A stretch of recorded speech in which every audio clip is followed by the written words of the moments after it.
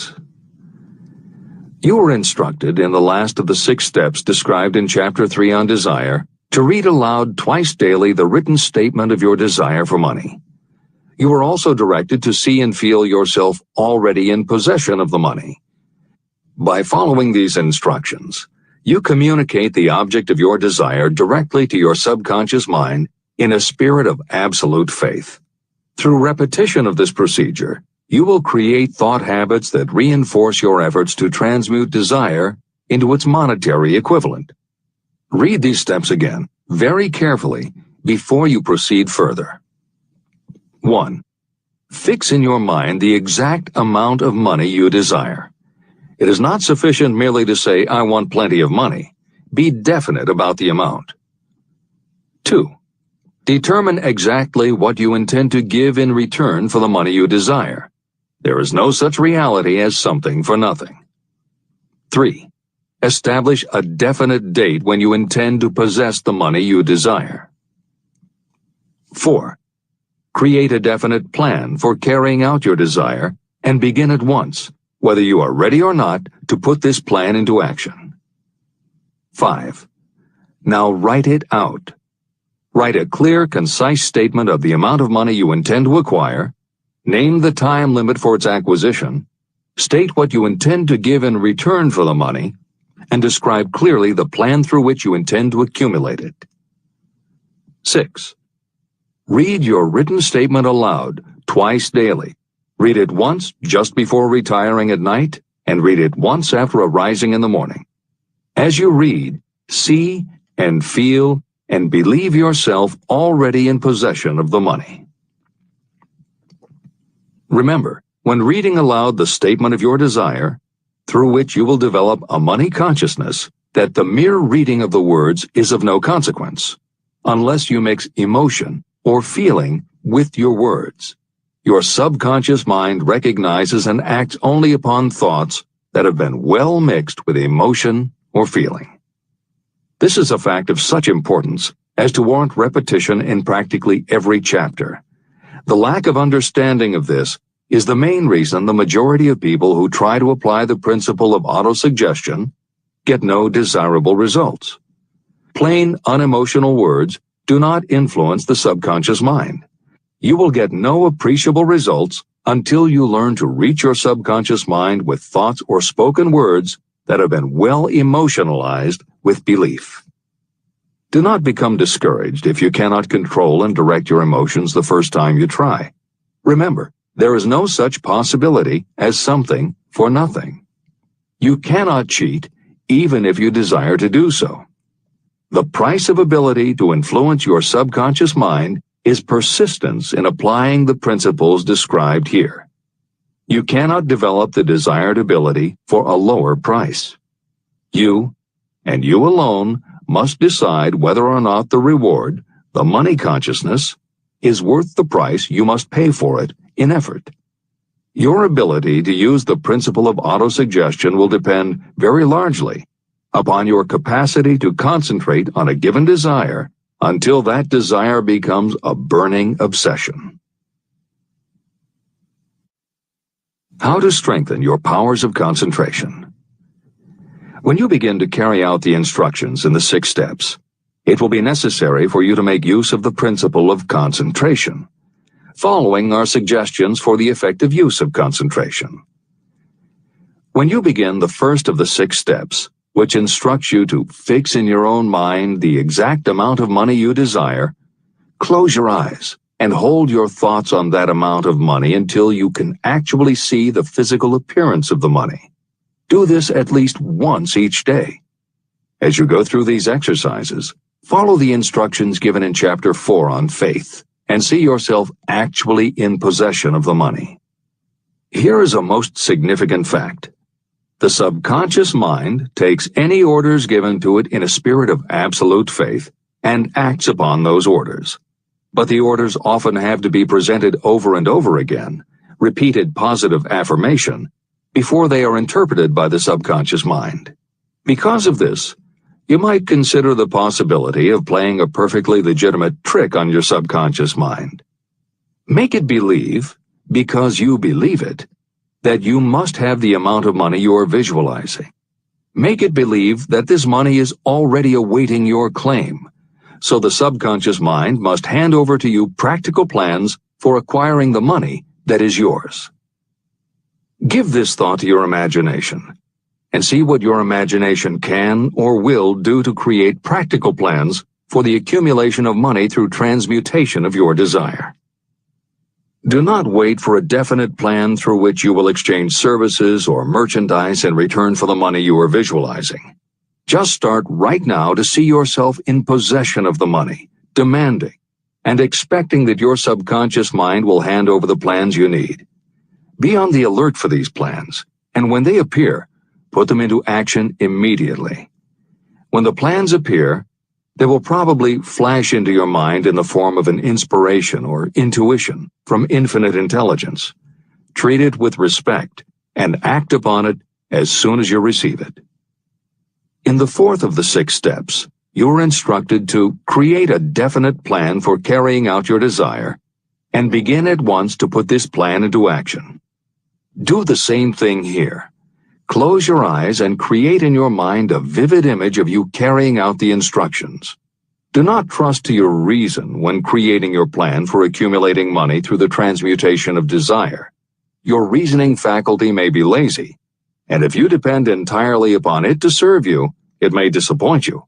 When visualizing the money you intend to accumulate, see yourself rendering the service or delivering the merchandise you intend to give in return for this money. This is important. Editor's comments. The basic principle underlying autosuggestion is closely related to self-hypnosis, and both techniques played an important role in the development of modern psychology. Although all 3 concepts, autosuggestion, hypnosis, and psychology, had to overcome initial public skepticism, unfortunately, autosuggestion and hypnotism were hampered by events that further delayed their acceptance.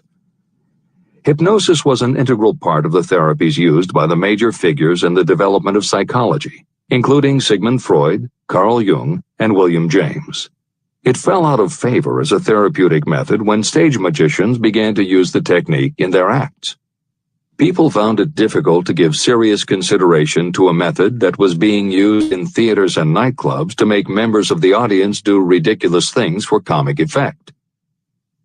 Autosuggestion encountered a similar problem.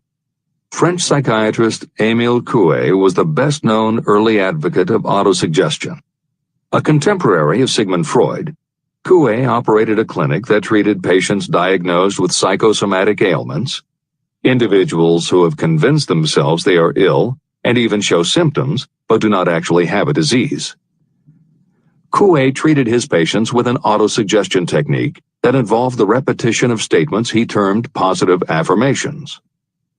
Coué devised a general, non-specific phrase that would give the subconscious a positive instruction, but was open enough that it did not tell the subconscious how to do it. The positive affirmation was, "Every day, in every way, I am getting better and better." And he instructed his patients to repeat the phrase several times a day. Improvements among his patients happened so quickly and dramatically that his method became the talk of medical and scientific circles, and the use of the phrase practically became a movement in Europe. Word of the success Coué was having with his method spread to America, and he was soon booked to do a lecture tour. At one of his early speaking engagements, a cynical newspaper reporter made a joke of the technique, calling it, "Hell's bells, I'm well." The joke followed Coué wherever he spoke, and the press coverage was so negative he canceled his tour and returned to practice in Europe. Serious scientists and therapists continued to work with autosuggestion. But just as had happened when stage magicians cast doubt upon the efficacy of hypnosis, Coué's method of positive affirmation fell out of favor with the general public. It took the openness of the latter part of the 20th century before the techniques of hypnosis and autosuggestion gained general acceptance once again. Today, if you go on the internet, there are over 40,000 web links featuring positive affirmations, and numerous bestsellers have been written on the subject. Virtually every newspaper, magazine, and television news program regularly features stories on the crucial role the mind plays in personal growth and achievement. Techniques based on autosuggestion have fostered countless best-selling books, audiobooks, and video programs. And every week thousands of people attend seminars, lectures, and retreats to be inspired by motivational speakers or spiritual leaders, and to learn techniques that will help them achieve success, almost all of which are based on the basic principles Napoleon Hill advocates in this book. When Hill instructs the reader to close your eyes and hold your thoughts on that amount of money until you can actually see the physical appearance of the money, he is in fact describing the autosuggestion technique most widely taught by contemporary motivational experts. Today it is called creative visualization, and it is regularly used by some of the most successful trainers of Olympic athletes and professional sports teams. It is used by NASA in training astronauts, and medical professionals use it in a variety of ways, including teaching it to patients who need to elevate their autoimmune system. Using visualization effectively is much more than simply daydreaming about something you would like to have or a goal you would like to achieve. Visualization is a specific technique that involves the use of imagination, creativity, vivid imagery, and affirmations, all focused on creating something you wish to manifest in reality. Napoleon Hill identified the practice of visualization and wrote about it as early as 1928 in his first bestseller, Law of Success. Since then, many other psychologists, medical professionals, motivational speakers, and authors have developed systems based on the same principles. Dr. Maxwell Maltz, a noted plastic surgeon, found that often it was as important for his patients to change their inner perception of themselves as it was to change their outer appearance. Dr. Maltz's landmark bestseller, Psycho-Cybernetics, draws heavily on visualization as a way to increase self-esteem and improve a wide range of abilities. The Silva method, which is another variation on visualization, has been taught to millions of people by certified Silva trainers who hold seminars throughout the country. Jose Silva's best-selling book, The Silva Mind Control Method, has also sold many millions of copies. In 1978, 50 years after Napoleon Hill wrote about visualization in Law of Success, Shakti Gawain published the phenomenal bestseller Creative Visualization, and Adelaide Bry published Visualization, Directing the Movies of Your Mind. At about the same time, Dr. O. Carl Simonton, an oncologist, concluded that cancer patients who used visualizations in conjunction with chemotherapy treatments had a marked improvement over those who didn't.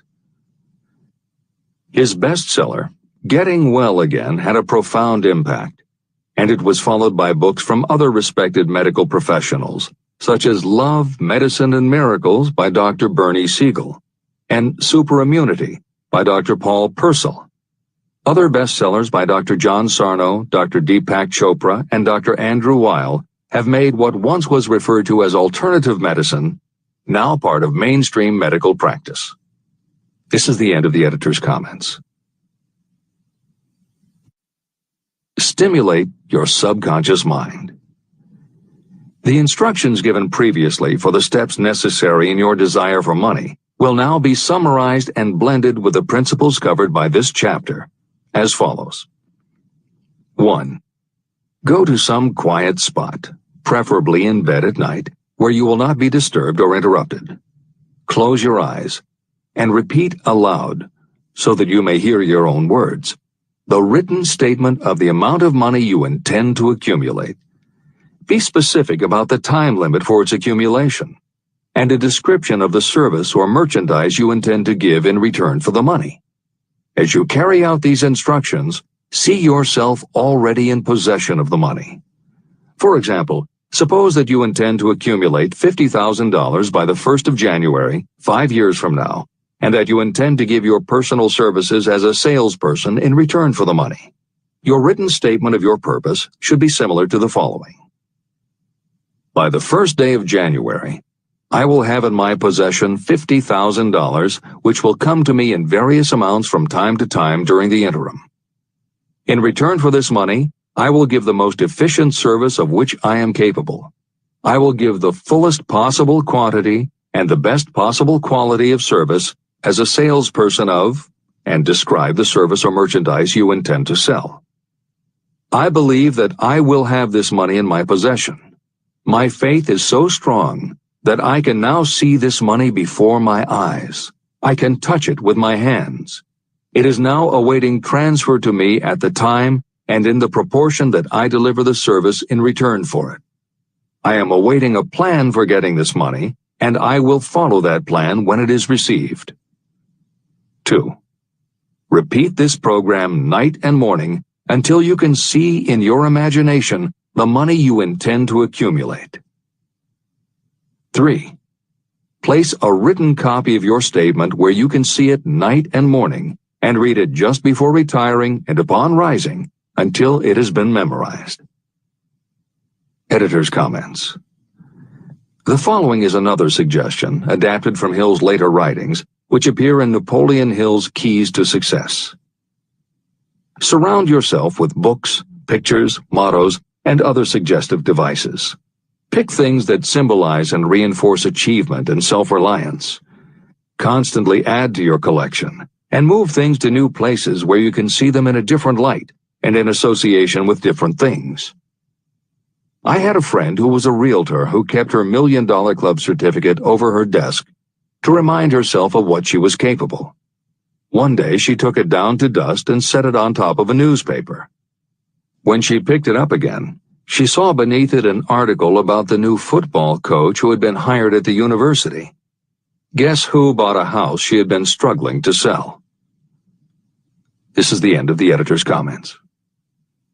Remember, as you carry out these instructions, that you are applying the principle of autosuggestion for the purpose of giving orders to your subconscious mind. Remember also that your subconscious mind will act only upon instructions that are emotionalized and handed over to it with feeling. Faith is the strongest and most productive of the emotions.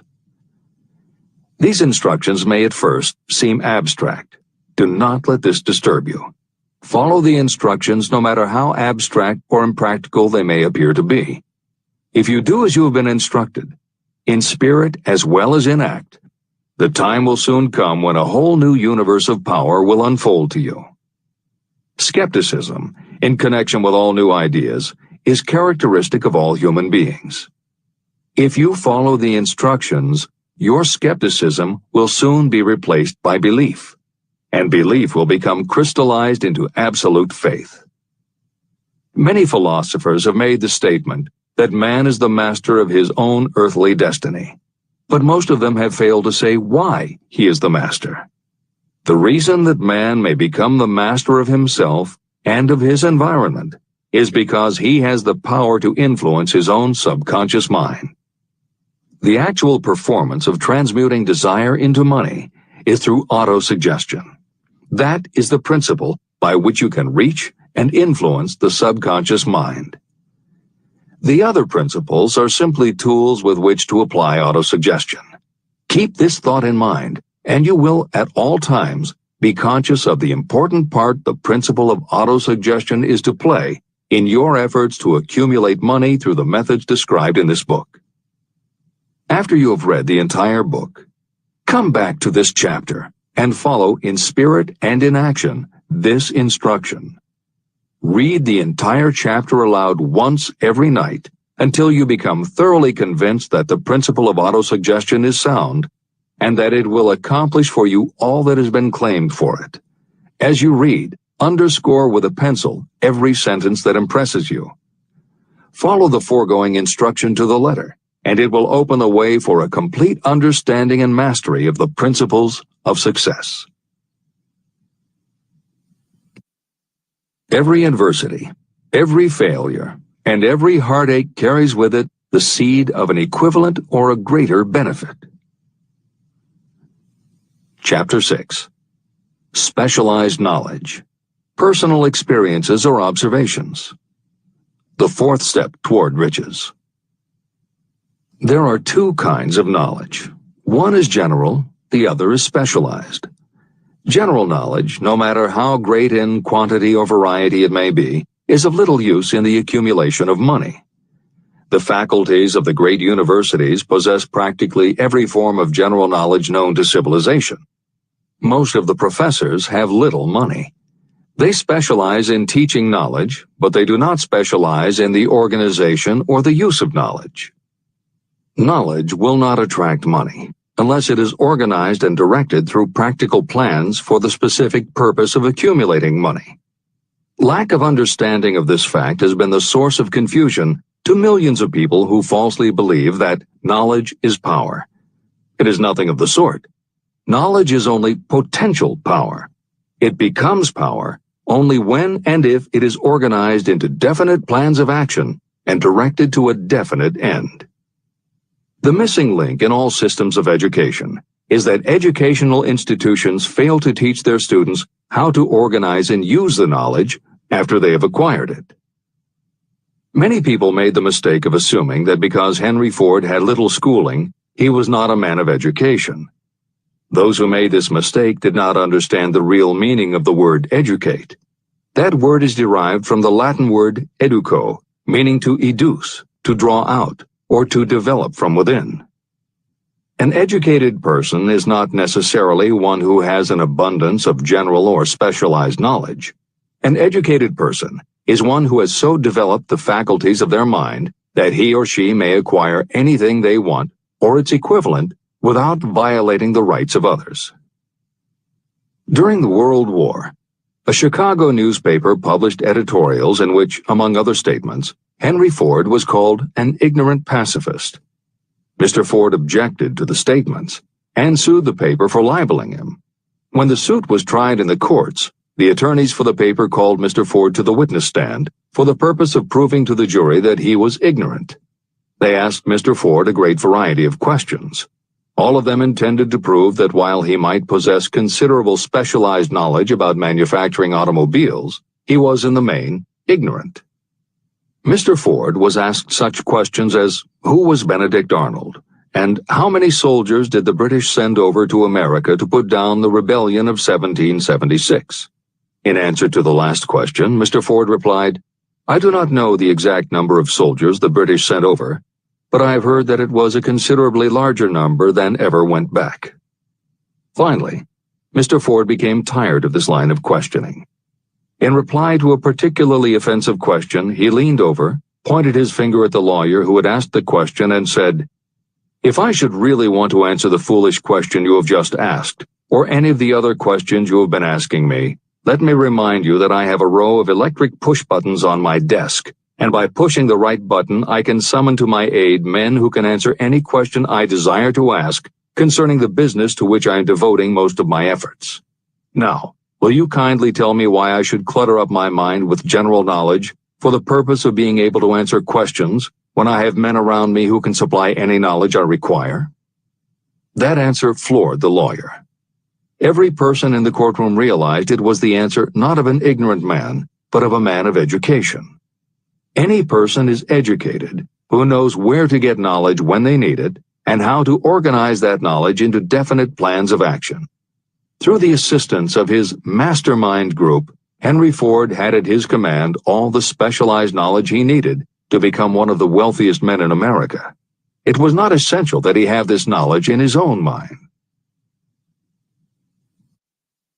You can get all the knowledge you need. Before you can transmute your desire into money, you will require specialized knowledge of the service, merchandise, or profession that you intend to offer in return for fortune. Perhaps you may need much more specialized knowledge than you have the ability or the inclination to acquire. If this is true, you may bridge your weakness through the aid of your mastermind group.